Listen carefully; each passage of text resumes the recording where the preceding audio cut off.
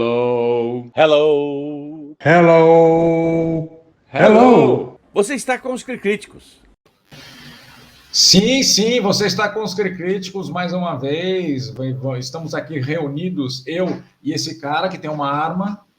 Ele está apontando uma arma para mim, ele está me obrigando a convidar o André Cavallini. André Cavallini, você está aí também? Estou coagido com a sua ameaça. O cara falou assim, ou você fala sobre luta pela liberdade, ou você vai tomar um tiro na nuca. Tá ligado? Uhum. Vamos tomar seus pertences, certo? E André Cavallini, tudo bem com você, meu querido? Tudo, eu fiquei até sem noção agora com essa ameaça. Mesmo porque a gente sabe que esse cara aí atira. Esse cara atira, ele atira primeiro e faz perguntas de Exatamente coisas. isso. É o pior Só que tipo dificilmente de ele tem interrogador. respostas. O pessoal morre, né? Bom, gente, nós nos reunimos aqui hoje para falar sobre uma estreia em cinema da A2 Filmes, que é este frame que a gente está vendo atrás, é do filme Luta pela Liberdade, dirigido, e acho que o roteiro também do Zhang Yimou, né? Sim, roteiro dele e direção do Zhang Yimou. Exato. O chinês Zhang Yimou, se você não lembra, não recorda, ele ficou muito famoso, foi muito badalado por conta do Lanternas Vermelhas. Sim. Mas ele também fez O Herói, o Clã das Adagas Voadoras. Tem mais um que Maldição da Flor Dourada. Exatamente. Que são filmes da China, chamemos de China feudal, por falta de uma melhor palavra. Mas são filmes muito plásticos, eles têm aquela ação, né? Acho que não é Wushu, acho que é Wushu. Aquelas acrobacias, as coreografias que o pessoal faz as espadas, com arame e tudo mais, enfim, aqueles saltos, o cara escala bambu, vai até lá em cima, fica parado na Parece um balé o negócio. Exatamente, é uma coisa super coreografada, é uma coisa super tradicional no cinema chinês. E o Zhang Yimou, de certa maneira, apresentou isso para o grande público mundial, nesses filmes que a gente falou. Exatamente. Uma luta pela liberdade não tem nada a ver com isso, né? Então, ele tem até umas cenas. Você percebe que não tem as pessoas fazendo esses balés, né, essas acrobacias em lutas. Mas você olhando, eu vi o filme mais de uma vez, né? Então você começa, depois da primeira vez, você começa a ver uns certos detalhes, sabe? Tem acidentes de carro, tem perseguições em ruas com gelo, sabe? Ruas perigosas, tudo muito bem coreografado, e você percebe claramente que os atropelamentos que acontecem, as pessoas desviando, tem a ação dos mesmos cabinhos, assim, os mesmos ganchinhos que a pessoa tem lá, sabe? Então a gente tem essa vamos dizer assim, essa estratégia deles de fazer a montagem das cenas e umas imagens de cima. Eles resolvem efeito especial de outra desse maneira. Jeito. Claro, uma arma disparando é um efeito especial, um efeito visual e um efeito sonoro também. Exato. Porque às vezes o festim... hoje tem gente que nem mais usa festim, né? Eu acho principalmente depois do incidente com o Alec Baldwin lá, o pessoal evita. Então eles colocam no pós-produção o disparo da arma e tudo mais, mas tem hora que não tem jeito, né? Porque o cara quer ver a cápsula sendo ejetada e tudo mais. Exato. Mas é uma narrativa, é uma produção totalmente chinesa, é uma narrativa chinesa, elenco chinês e um momento específico da história da China, né? Então é bem específico, mas se você não quiser, nem sei se vai ter alguma versão dublada em inglês, né? Mas ele é falado, acho que em, sei lá, mandarim, né? Então, talvez as pessoas não fiquem tão à vontade com o mandarim, mas assim, porque é complicado, né? Você tem que tirar o olho da ação para ficar de olho na legenda. Sim, o ouvido não acostuma, né? Exato, mas o filme é muito rico. O filme, assim... Vamos falar um pouquinho da trama, vai, localiza vamos lá para o público, faz favor. Bom, a trama se passa na década de 1930, ali naquele limiar antes da Segunda Guerra Mundial, e ali a gente tem uma situação de conflito interno na China, porque eles têm lá aquela fase pós-dinastias, em que o poder vai trocando de imperador, e eles têm lá uma força militar tomando conta da população, uma ditadura militar mesmo lá. E aí você tem um movimento comunista crescente e comendo o governo por baixo, porque os ditadores, eles também são corruptos, né? Com o poder, outras linhas de governo também acabam sendo corrompidas, tal, mas no caso, eles têm lá uma força opressora na população, propaganda, enfim, aquilo que a gente já conhece, né? A propaganda política, a dominação por armas, tudo isso. E aí os comunistas começam a ganhar espaço, querendo fazer a tal da reforma vermelha, né, lá na China. E vão fazer, né? Vão fazer. Hoje a gente sabe, mas no filme está em processo, né? E acho que isso que é legal, Rogério, porque diferente dos filmes anteriores do Zhang Yimou, a gente está falando de uma coisa muito mais perto da nossa vida, da nossa realidade, né? Sim. E o negócio fica mais legal porque além do estilo noir do filme, né, aquelas pessoas de sobretudo, como o colega te ameaçando aí, usando chapéu, toda a construção da história, ela tem um visual. Uma ocidentalização do Oriente, né? Tem, mas existe na trama do filme um conflito, porque os dominantes militares, eles têm digamos, um favoritismo pela cultura de fora. E os comunistas, eles são mais clássicos, eles querem retomar a cultura chinesa. Tanto que a gente percebe que o cara é um espião porque ele não gosta de comida ocidental, ele prefere comida oriental. Aí o pessoal já desconfia dele, né? Nesses detalhes. Mas o lance todo, Rogério, é que são 4 espiões que estão infiltrados dentro de um condomínio militar que tem numa cidade que é dominada pelos militares, mas que é estrategicamente importante para os comunistas. E aí lá eles têm, dentro da inteligência militar, uma pessoa infiltrada. A gente, desde o começo do filme, sabe quem são os infiltrados, mas a gente vê um jogo de gato e rato acontecendo o tempo todo. Sim, e aí, na crítica que eu escrevi para o Críticos, eu mencionei essa ideia do título, né? Que em português vira luta pela liberdade, porque a gente não tem essa metáfora de andar no limiar, do pé do penhasco e tal. Mas, para eles, essa coisa do penhasco, de viver no risco, no perigo, ali no limite, é muito presente. E o filme é isso o tempo todo. 2 horas de filme, você fica 2 horas no limite. É muito interessante. Sim, sim. Olha, eu anotei umas coisinhas aqui. Que eu acho que, não sei se você vai lembrar de um filme, chama O Desafio das Águias. O Desafio das Águias é um filme de Segunda Guerra Mundial, estrelado pelo Richard Burton e pelo um cara chamado Clint Eastwood. Então, é uma produção ambientada na Inglaterra. O Clint, obviamente, é um militar americano que se junta a um grupo de ingleses que vai se infiltrar num castelo, o tal Ninho da Águia, né? Uhum.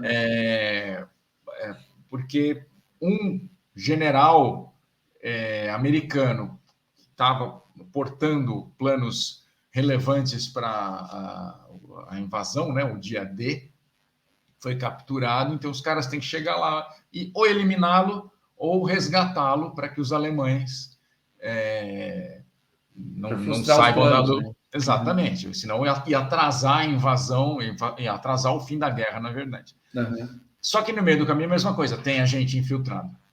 Você não sabe quem são, né? E os personagens também não sabem. E aí os personagens, o Richard Burton, cria situações de contra-inteligência, né? De inteligência e contra-inteligência. No final das contas, você já não sabe muito bem. Você fala assim, oh, meu Deus, espera aí, ele é alemão? Quem é quem, né? Ele é um agente duplo, triplo. É muito interessante. É um filme muito antigo, mas ele me lembra bastante a trama, que é isso, sim, né? Ela tem uma linha dessa, isso mesmo.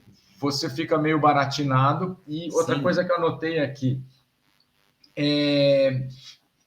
existe uma trilha que lembra muito o Era Uma Vez no Oeste. Eu não sei se você percebeu, que é aquela trilha do harmônica, né? O personagem do Charles Bronson. Eu fico pensando, deve ser proposital isso, cara. Não pode ser por Eu, acaso. eu acho que o estilo que os personagens têm é um estilo de Velho Oeste, porque você percebe que as trocações que eles têm, tanto de acusações quanto de tiroteios, são francas, não tem um negócio velado assim.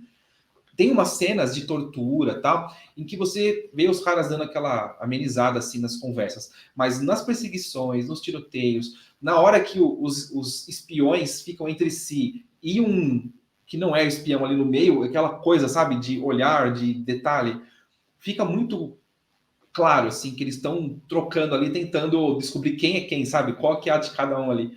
Então eu acho que tem a ver, sim. E tem um personagem que seria, eu não vou lembrar o nome dele, que ele é o grande protagonista da história, que ele é o infiltrado e ele tem uma posição estratégica demais ali. Então ele não pode de forma alguma se revelar. E ele vê os amigos sendo torturados, sendo mortos, sendo perseguidos, ele participa de tudo isso e não pode se revelar, porque o bem maior seria a revolução, né?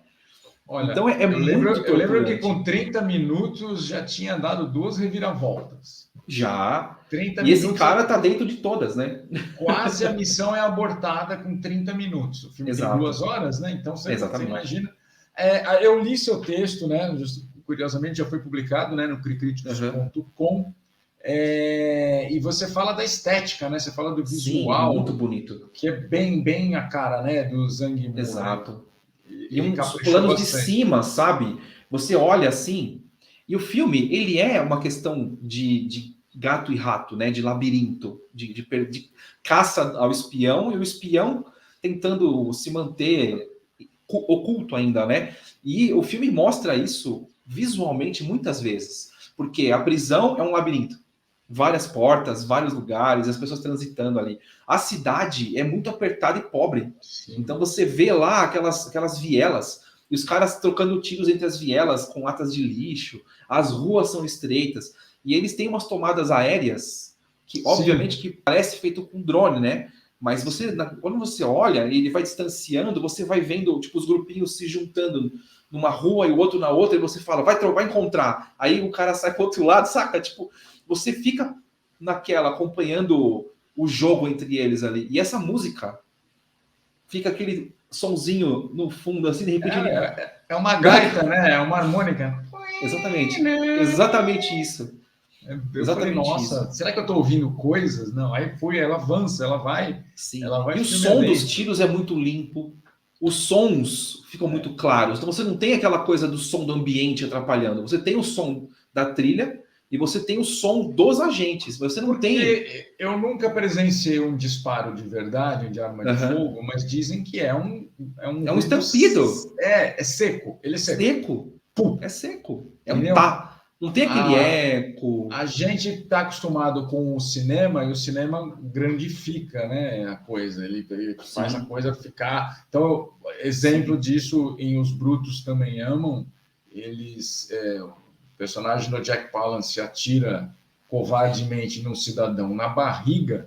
Esse cara, ele é puxado por uma corda para trás para mostrar que o impacto de não sei, 1 tonelada, alguma coisa assim, o jogou para trás, e eles gravaram um tiro de canhão e sobrepuseram ao disparo da arma para dar assim, isso não é uma arma, é uma puta de uma arma. Tipo, sim, Magnum é um trabuco. 44, é um trabuco. Magnum 44, Dirty Harry, do Clint Eastwood, coisas assim. Aquele cano. Então eu acho que assim... estou imaginando, a gente não consegue afirmar 100%. Sim. Se o Zhang Yimou, ele tem apuro estético, né? Ele gosta é o que você falou, né? A tomada aérea, por exemplo, é uma tomada extremamente equilibrada, né? Sim. As laterais, elas são simétricas. Exatamente isso. Eu ia falar, a simetria está lá. Exato. Então você sabe que não... Ele cresce de dentro para fora. Ele não é aquela coisa que vai aleatória. Tipo, ele tá aqui acompanhando o personagem de cima e ele vai subindo. Sim. E o personagem se movimenta e a imagem junto. Entende? Então é um negócio... controle grande, né? É outro nível. É outro nível, entendeu? O filme tem todas essas... Por exemplo... Cenas fortes, tem. Tem. A cena das execuções... Já começa assim. A cena das execuções, elas te envolvem. Sim. Porque eu fico imaginando, talvez, isso numa tela grande deve deixar muita gente desconfortável, né? Sim, porque você não sabe... Você está enclausurado, né? Você lembra da lista de Schindler? Sim. Lista de Schindler tem um cara que vai executar um judeu de campo de concentração e a arma falha e atira a segunda vez e tipo assim, aí o cara é tido como de muita sorte, entendeu? Uhum. Mas você não sabe, a primeira vez que você vê aquilo, você fica esperando que a arma vai disparar, porque os caras, eles fazem a coisa bem realista, né? Você não pode aproximar uma arma nem com bala de festim do rosto de uma pessoa, porque só os gases que saem já machucam. Né? Queima, é isso mesmo. Exato. Então tem que ser tudo bem, né? Bem tramado. E a gente já tem histórias, né, Rogério, de acidentes em set, independente da história que Baldwin que é de agora, mas a gente tem Brandon Lee, que morreu com um estilhaço. Parece que, como era uma arma de grosso calibre, ela tinha um cartucho muito grande. Uhum. Tamanho mesmo, físico grande, sim. Então ela levava muita pólvora, e parece que a pólvora formou grumo, e o que foi projetado para o corpo dele foi esse grumo de pólvora. Que é um chumbo, né? É um chumbo. Ele vai sair como uma partícula sólida quente, né? É um projétil, projétil. É como se você largar uma moeda a 1 quilômetro de altura, ela chega aqui embaixo. Sim, ela cola no asfalto. Exatamente. Então, enfim, realismos à parte, eu acho que ele consegue, essas cenas realmente são fortes, todas as cenas mesmo. Torturas são fortes. Pelo amor de Deus, tortura é uma coisa que te incomoda na cadeira, né? Mas não deixa de sempre do cara essa cuidade estética, né? O cara tá pensando em entregar uma imagem bonita para o público. Né? E tem um negócio, Rogério, que você vai reparando, e eu gosto de atentar a essas coisas, é coisa de cinéfilo, de fã, né? Porque as cenas de rua em que você tem os tiroteios, e você tem, tipo, você sabe que está tendo um tiroteio num lugar, mas você não está vendo, você está acompanhando outro grupo de pessoas chegando na cena. Você ouve os tiros. E quando você troca a cena, muitas vezes acontece a gafe de você ouvir o tiro nitidamente como se estivesse do seu lado. Porque eles não têm esse cuidado de fazer o tiro num lugar isolado. E nesse filme tem isso. Você ouve os tiros altos e claros na cena, e daqui a pouco corta para outra cena perto, e você ouve o tiro de longe ecoando. Sabe? E aí você tem nas cenas de tortura dentro daquela sala horrível, o cara tá lá sendo torturado, aí o chefe, né, que eles chamam ele de chefe, inclusive, né, o chefe sai de cena e vai para uma mesa, e a gente vê a transição acontecendo, e a cena continua acontecendo no fundo. E você tá lá vendo os dois conversando na mesa aqui, e o cara sendo torturado lá. E você ouve a tortura acontecendo, então parece que você tá ali. É muito, muito louco isso, assim. É um efeito ruim, mas é bom porque é bem feito, mas é ruim porque você tem aquele incômodo, né? De ouvir o som da corda apertando, da pessoa gemendo, enquanto os caras estão aqui conversando. Normal, assim, sabe? Que nem a gente, cara. Como é a vida, né? Como é a vida. É muito bom isso, de estar isso no filme, né? Pô, se eu não me engano, você termina seu texto falando que... Eu vou citá-lo, hein? Vai me dar spoiler. Não, falando que é o melhor filme que você viu até hoje, em 2022, é isso mesmo? Eu gostei demais. Eu achei, assim, a questão estética me absorveu, assim. Eu fui assistindo o filme e eu tinha que toda hora prestar atenção de novo para poder ver a trama. Então eu voltava um pouquinho o filme, sabe? Porque o pessoal talvez não saiba, mas eu pelo menos não vi o filme no cinema. Eu vi em link, que a gente chama de cabine virtual. Então, a gente tem a parte ruim da trama, de você não acompanhar naquele som, naquele visual que o público vai ter no cinema, mas a gente tem o poder de controlar o tempo, né? Então, a gente volta, adianta. Então, eu tive o prazer de fazer isso, eu consegui fazer isso. E eu fiquei, assim, absorvido. Eu dei 4,5 de 5 para o filme, porque eu acho que, como o filme chinês em geral, ele é melodramático demais. Então, ele perde um pouco no ritmo disso, de cenas que são um pouco melosas demais, né? Já que você está me citando, eu vou me citar também, Por favor, não vai ter que pagar direito autoral mesmo. né? Então, mas eu acho que o negócio é esse. Eu acho que o defeito do filme é que ele acaba dando valor demais para alguns detalhes que, para a trama, são irrelevantes, né? Mas que fazem parte da estética do cinema chinês, que é o drama mesmo. Esse drama em tudo. Tipo, até o filme Jack Chan tem drama, gente. Então, Sim, sim. Tem uma coisa também de timing, né? De interpretação. O cinema chinês e o cinema oriental são bom, as duas civilizações, digamos assim, eles não expressam sentimentos com tanta clareza, por exemplo, como nós brasileiros. sim, Então, uma também atividade. somos diferentes. Então, Uhum. você também passa isso para o cinema. Sim, a arte, né? E isso é uma queixa, né? Alguns ocidentalizam, inclusive, as suas tramas, para que Sim. o filme tenha aceitação no mercado internacional. Sim, até o nome dos atores. Exatamente. Eu prefiro do jeito que o Zhang Yimou fez, porque é isso. Uhum. Nós estamos falando de cinema chinês. Exato. Então, E tratando uma história deles, né? História deles, com atores deles, muita gente reclama, né? Por exemplo, chama o Antônio Bandeiras para viver um muçulmano, Sim. né? Ou algum... Qual a verdade disso, né? Ou até, sei lá, eu estou chutando, eu não sei se o Bandeiras fez um russo na vida dele. O muçulmano eu lembro. Sim, então, sim. assim, o pessoal ator étnico, né?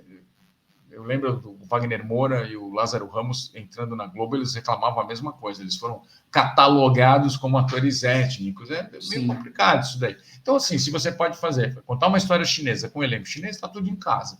O público tem que se adaptar, né, ao timing de interpretação, aquela coisa né, o japonês, principalmente, que você não sabe a entonação da voz dele, se ele está triste, se ele está alegre, se ele está bravo. Parece que ele está dando uma bronca em alguém, ele está falando boa tarde, sabe? Coisa exatamente assim. Isso. Dando parabéns, né? Parabéns pela promoção, alguma coisa assim. Enfim, tem que respeitar a cinematografia mundial, né? Essa que é a grande verdade. Tá bom. Algo mais que você queira lembrar? Estou tentando ver aqui. Não, eu coloquei. O que eu achei muito legal foi o título do filme. Ele tem tudo a ver ao título original do filme. Tanto o chinês, eu tive a curiosidade de jogar no Google os símbolos, né? A escrita chinesa para poder encontrar o nome, e é no penhasco, né? E aí entendi Cliff Walkers, tal. Então, a ideia que a história passou bate com o nome do filme. Né? E para nós, o nome abrasileirado, que seria a Luta pela Liberdade, também faz sentido porque mostra uma luta pela liberdade. Mas acaba tendo uma falha. Então, acaba tendo uma falha, porque a liberdade. Depois que o comunismo. Depois que o comunismo entrou na China, muita gente foi para o paredão. Exatamente. Então também não é. Mas sabe aquela coisa? É assim, agora é minha vez. Aí daqui a pouco cai o comunismo, entra o capitalismo. Não, e é o último. Você que também já está nessa brincadeira há algum tempo, é o último panteão do comunismo mundial. Né? Exato. E não é melancolicamente, né? Sei lá, como Cuba. Né? Eles são extremamente competitivos no mercado econômico, né? E isso ditam regras, impactam na produção de países do mundo inteiro, enfim, eles estão extremamente bem, estão saudáveis. Sim. E não é o regime político que está atrapalhando, digamos assim, pelo contrário, acho que eles são a prova que é possível. Mas eles têm militarismo, bom, é outra história, sim, tem o militarismo. Sim. O militarismo se faz presente lá, se faz necessário. Você está falando de um país que tem 2,2, eu acho, bilhões de habitantes. Sim, o quarto maior do mundo, se não me engano. Você tem 2 idiomas predominantes. Territórios. Mas você tem a extensão dos territórios envolvem outros dialetos, é um negócio super complicado. Sim, mas a geografia deles é uma geografia complexa. Exatamente. Interfere com os vizinhos ali na Ásia. E é um país que é tipo uma cultura milenar também, né? Então é um negócio que você vê que a gente troca o regime, né? Troca as caras, mas a estrutura se mantém, né, Rogério? Aquele Exato. muro não é metafórico. Não, não. Eu lembro quando a Coca-Cola se instalou na China. Isso é Pois é. meados dos anos 80. Eles já estavam fazendo abertura econômica naquela época. McDonald's Sim. veio na sequência, enfim. E você não tem um líder, né? Você fala assim, ó, é a mão desse cara Uhum. que está imprimindo esse ritmo. Não, não. Aí eles vivem a plenitude do Estado, Sim. independente, né? O partido manda, um grupo de pessoas manda. Tem corrupção também, Claro. tem Faz parte questões. do esquema, eu acho, né? Claro, o ser humano é podre, não é que no socialismo não tem podridão, só no capitalismo. Não, o ser humano é podre, ponto. Não, aí a corrupção vem a partir disso. Sim. Enfim, mas voltando ao cinema, senão fica A pesado. gente vai fazer uma discussão geopolítica. Não, mas é que é rico, né? Eu acho que quando você tem a oportunidade de assistir a um filme desse, você tem que refletir, né? Pensar refletir, sobre isso, percorrer a história, porque é esse isso. filme. Você falar, hoje no Brasil você ouve o pessoal falar em comunismo. Sim, parece que é o demônio, né?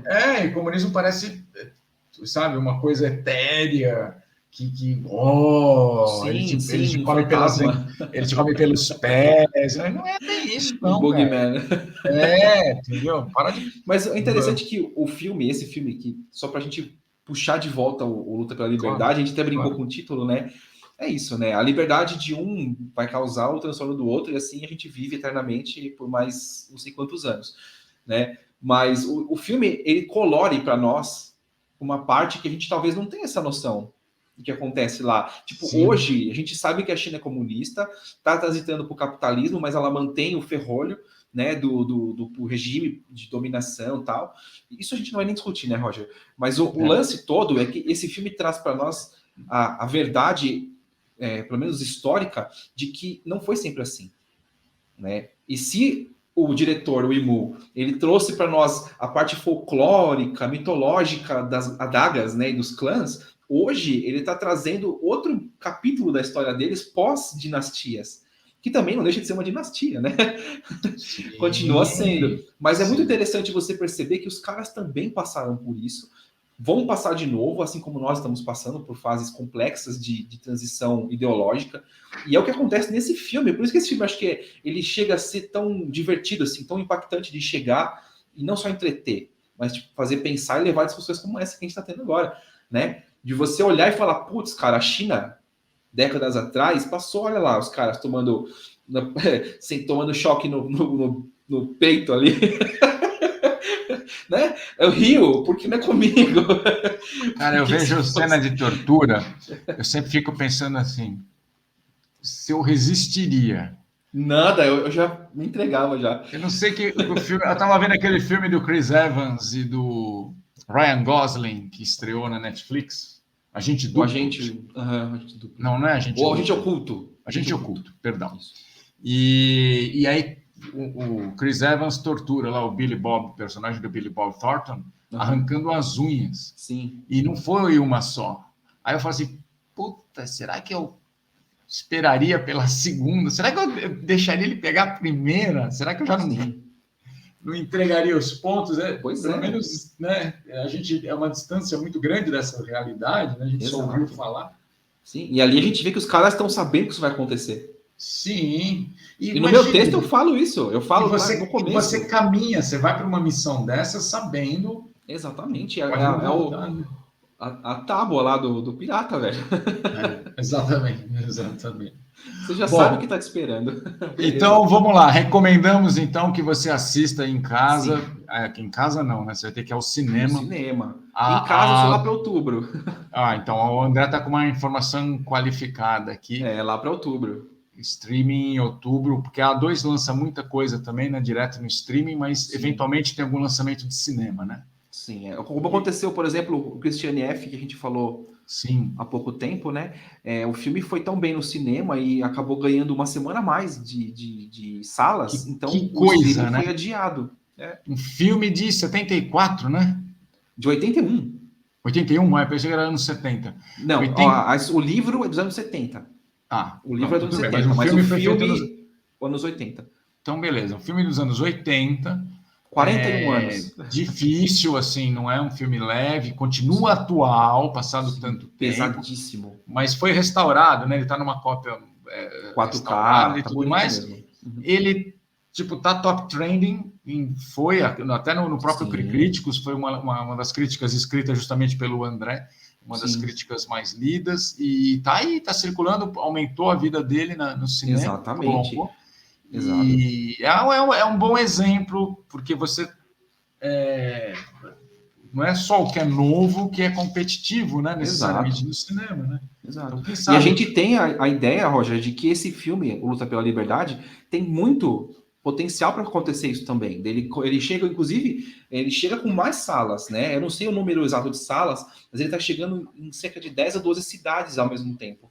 Isso já dá um bom indício de que ele tem uma chance de esticar a vida dele nas telas. Então, se a pessoa não tem ainda na cidade dela o filme em cartaz, tenha um pouquinho de paciência que talvez na próxima semana já chegue, entende? A gente pode contar com isso, sim, porque é um filme que tem potencial. Período, hein? E é um bom período de lançamento, porque você não tem grandes concorrentes. Cachorro grande, não tem Exato. Cachorro grande, né? Tem muito filme nacional chegando, sim. E aí vai depender, por exemplo, o 45 do segundo tempo é apadrinhado pela Globo, obviamente, né? Então tem uma promoção muito grande dos próprios, o Tony Ramos, artista global. Os atores, sim, claro. Faz a propaganda e tudo mais. O Meu Álbum de Amores é um filme que eu acho que as pessoas têm que conhecer, mas é um filme bom que está entrando em cartaz.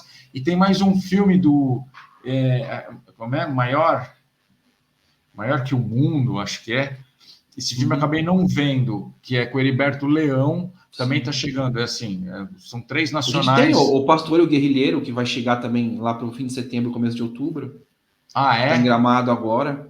Bom. Que é um filme que tem um teor político interessante, é uma história de época também, só que é brasileira, né?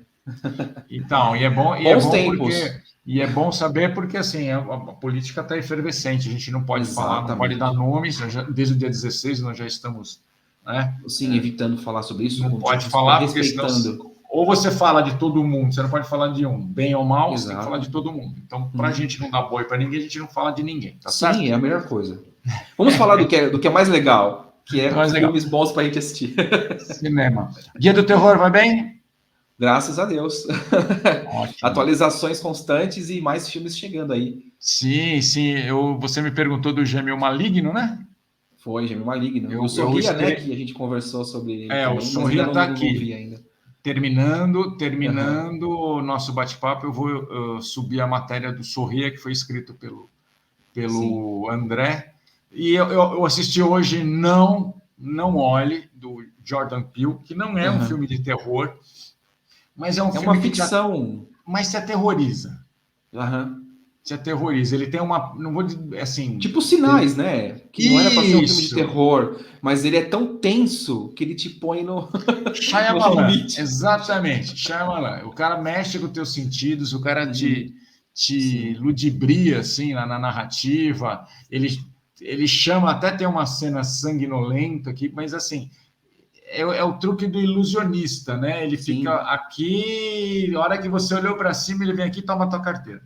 Então, o Jordan Peele faz isso com o Não Olhe. Muito bom filme, preferencialmente. Semana que vem estreia. Preferencialmente vão assistir numa sala de cinema, porque a tela é grande, os sons são muito importantes no filme. Os sons te incomodam na cadeira. Enfim, acho que eu gosto mais desse tipo de terror, entre aspas, do que os filmes de slash.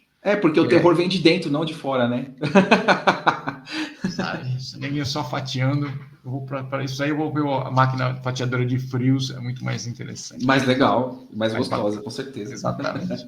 Queridão. Maravilha. Feito. Tá bom. Obrigado mais uma vez, André, pela participação. Conto com você sempre para a gente ter essas conversas ricas. Claro, sobre um lançamento em cinema, um lançamento em streaming, e aí a gente compartilha aí com o espectador de Críticos essas informações. É sempre uma enxurrada de informações. Informação não falta, né? Verdade. É bom estar aqui, né? A gente poder falar isso.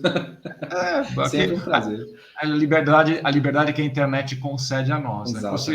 fosse na época da imprensa escrita, André, faz meia página desse. Faltou um pedacinho ali, vamos cair um anúncio. Vamos colocar. Corta pelo pé, André. Aquela informação, tipo, por ficha técnica. Corta. Tira. Não dá. Beleza? Cara, prazer demais estar aqui. Igualmente, obrigado, um grande abraço. Eu vou encerrar a transmissão. Gente, semana que vem tem mais. Obrigado pela audiência. Tchau, tchau. Tchau.